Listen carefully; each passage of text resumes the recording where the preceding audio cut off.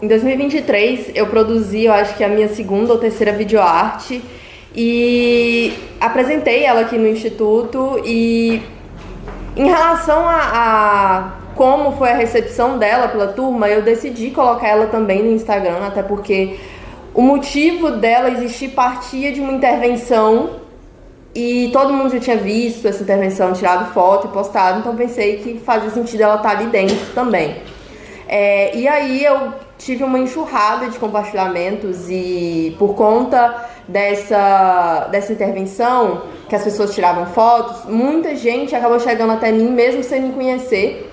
E isso começou a me fazer pensar sobre como funciona isso, né? Como funcionam as redes sociais e como que isso afeta também o nosso trabalho artístico e tudo mais. Então, eu conversei com a Bia e falei que eu queria pesquisar mais sobre, e a gente começou esse PIBIC, que é sobre a circulação da videoarte nas redes sociais. E aí, enquanto escrevia esse trabalho, eu percebi que seria interessante que, apesar da minha experiência, seria bom conversar com outros artistas e falar sobre se isso afeta ou não o trabalho deles, como que funciona a produção deles e como que funciona a circulação da videoarte dentro e fora das redes sociais também, porque a gente ainda tem as instituições artísticas. E aí a gente começou, né, já estava com o Video Art Club, na época era só uma ação de extensão, depois virou um projeto de extensão e a gente resolveu trazer essa conversa que eu queria ter como uma roda de conversa mesmo, aberta, para que todo mundo pudesse participar e aprender junto. E eu sabia desde o início que eu ia convidar o Dacei, porque eu já conhecia o trabalho dele e tinha essa relação também, talvez por ser jovem. E aí, em contrapartida, eu pensei na Lin, que eu já conhecia o trabalho também, que eu gostava muito, mas que eu sempre só vi o trabalho dela nas instituições artísticas. Então, eu pensei que seria uma conversa muito interessante com esses dois opostos. E basicamente é isso. Convido vocês para se sentarem aqui na mesa comigo, para a gente começar essa conversa maravilhosa. Obrigada pelo convite maravilhoso.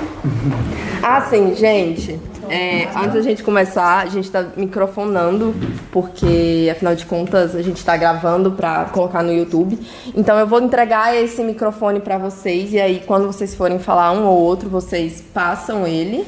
E esse vai ficar comigo por enquanto, para que eu vá falando. E quando a gente abrir para o público, eu vou levar esse microfone até vocês, para que vocês possam fazer as perguntas. Mas é isso por enquanto. O que eu faço com ele? É um microfone. Você não precisa colocar. Você pode só segurar perto da sua boca, assim. E aí, quando você falar, você fala perto dele e é isso. Tá bom. Beleza. Bom, quem quer começar a apresentação?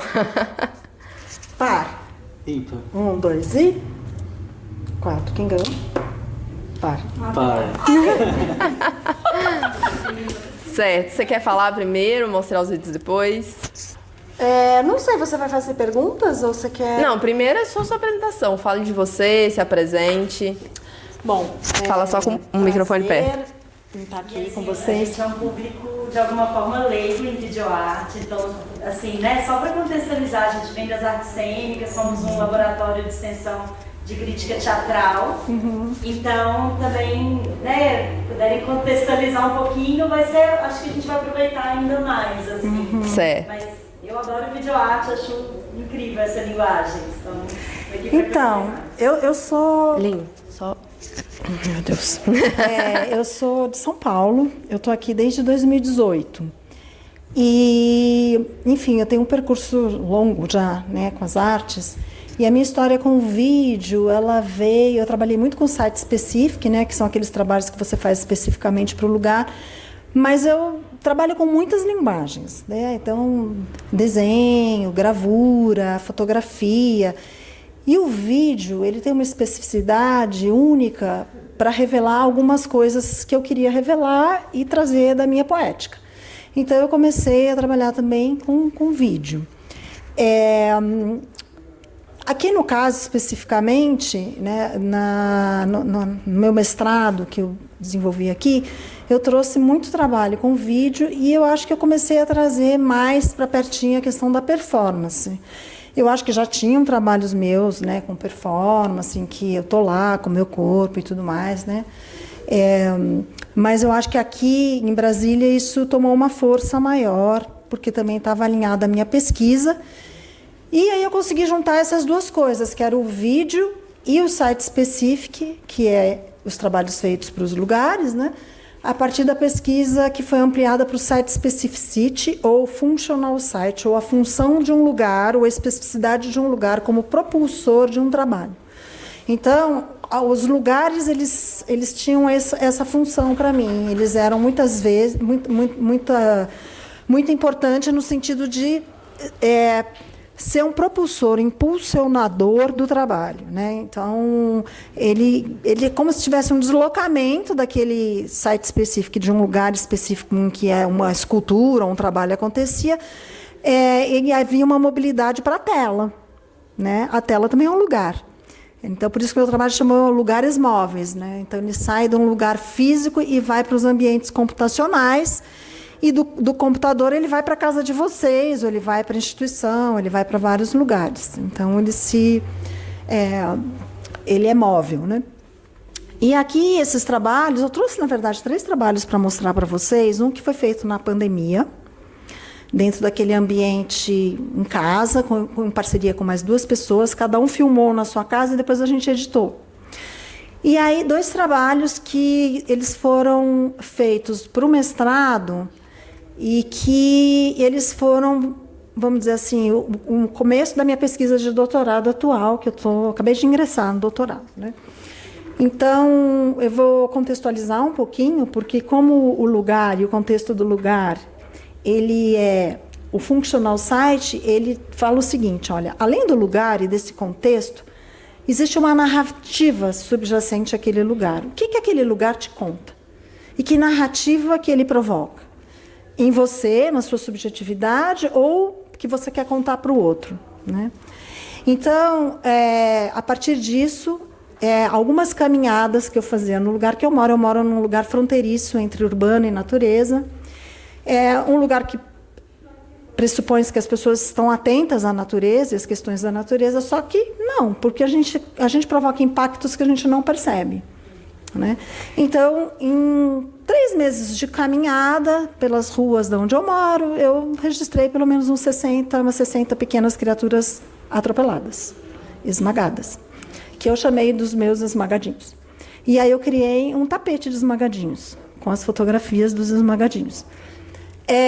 Só que aquilo me provocou uma angústia muito grande, e por meio da arte e tecnologia e do Blender, né, que é a modelagem 3D, eu pude fazer o efeito de trazer alguns desses bichinhos de volta, né? Então, esse é o filme que eu vou mostrar para vocês, que chama Sansara.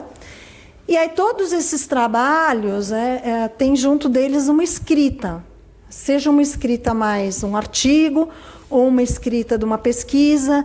E, atualmente, eu tenho trazido mais para algumas coisas discursivas e ficcionais, ficções e fabulações especulativas.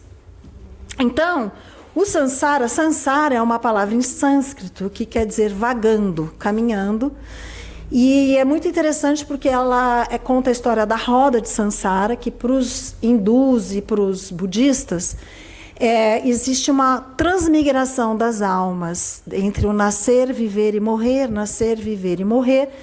Só que o que eu acho mais interessante, não sendo nem budista nem hinduísta, é que não existe uma hierarquia entre os seres.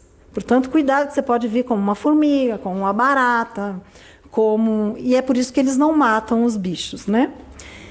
Não acreditando necessariamente nisso, mas trazendo como algo extremamente interessante, que é a gente pensar no nosso lugar em que a gente se coloca como espécie, hierarquicamente, diante das outras espécies, e que, como espécie, a gente está se auto-exterminando, e que, como espécie, nós estamos exterminando as demais espécies, será que a gente está no lugar certo nessa hierarquia? Então, essa é uma pergunta que eu tenho me feito, e é isso que me impulsionou para o doutorado. O Entre Mundos, que é o outro filme, né, a outra videoarte, ela já parte, porque nesse trabalho de mestrado eu pensei nos lugares de corpos políticos, nos lugares da minha subjetividade e nos lugares na relação com a natureza. Para o doutorado eu estou trazendo a questão com a natureza, mas sem deixar de pensar nos outros lugares. E aí, a questão do lugar da subjetividade, ela saiu muito das minhas sessões de psicanálise. Em que eu trazia questões de repetição, né? Porque a gente repete muitas coisas, né? A gente vai falar na terapia, a gente repete muitas coisas, muitas questões. E eu comecei a chamar esse lugar da repetição do meu pântano particular, né? E aí, o César, que é o meu psicanalista, ele falou, olha, tem um conceito super interessante do Freud que você podia ler. E aí eu fui ler, que é o Unheimlich, que é o estranho familiar. Que eu fiz, então, esse trabalho Entre Mundos, pensando no Unheimlich, no estranho familiar, e numa alegoria pessoal, que é o meu pântano pessoal, que é um lugar de repetição, é um lugar de espelhamento, é um lugar em que a gente se olha, né? E que é um lugar... o estranho familiar, ele fala uma coisa muito interessante, que é aquilo que te assusta, que te apavora, que te estranha, mas que, na verdade, é familiar. Por quê? Porque ele mora dentro da gente. E a gente joga para fora e projeta como recalque. Então, é muito legal você saber do teu estranho familiar, daquela pessoa com quem você se estranha, tem algo ali. Atenção. E todos esses estranhamentos que a gente vê hoje, né, que a extrema-direita trata as pessoas de determinadas maneiras, nada mais é, na minha opinião, do que recalque. São bandos recalcados no sentido de que eles não podem lidar com aquilo que lhes é estranho, mas que, no fundo, é familiar. Porque, senão, não criaria essa aversão, né? Que o recalque ele cria uma espécie de aversão. Então, foi muito interessante, em termos de autoconhecimento, e, ao mesmo tempo, saber que o pântano, que é o espaço de alegoria da minha subjetividade, eu fui estudar o pântano como bioma, né? Que é um lugar de morte, de muitos sedimentos, de muitas plantas e sedimentos mortos, de aquela água parada, mas é um criadouro, tem muita vida por debaixo, né? Então, ali naquele criadouro, é o nosso criadouro, pessoal. É dali que eu vou tirar respiros, eu vou cavucar e, ao mesmo tempo, eu vou respirar. E, nesse sentido, existe, então, uma hibridização com os seres da natureza, né? E por quê? Porque eu também usei o acaso como poética, e eu encontrei tanto um pântano na beira da praia, que é o pântano mangue, como um pântano aqui no Cerrado, e eu misturei essas cenas e os seres que habitam esses lugares. Então, eu acho que, assim, são trabalhos que revelam um sentir, uma poética e tudo mais, mas vem junto também com toda essa pesquisa, né? Então, agora acho que você podia fazer as perguntas que você quer fazer. Seus vídeos. A gente pode ver os vídeos.